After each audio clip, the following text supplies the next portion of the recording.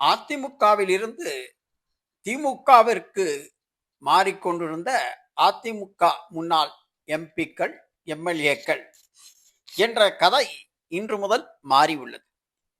அதிமுகவின் முன்னாள் அமைச்சர்கள் மற்றும் முன்னாள் எம்பிக்கள் விஜயன் தமிழக வெற்றிக் கழகத்தை நோக்கி இன்று தனது பதவியை ராஜினாமா செய்த செங்கோட்டையன் தமிழக வெற்றிக் கழகத்தின் தலைவர் செங்கோட்டையனை சந்தித்து இன்று மாலை ஆலோசனை நடத்தினார்.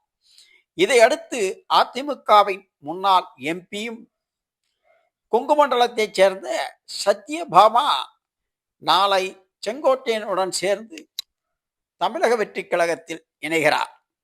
மேலும் பல முக்கிய நிர்வாகிகள் இணையலாம் என தெரிய வருகிறது. எனவே அதிமுகவிலிருந்து முன்னாள் எம்பி சத்யபாமா தமிழக வெற்றிக் கழகத்தில் இணைகிறார்.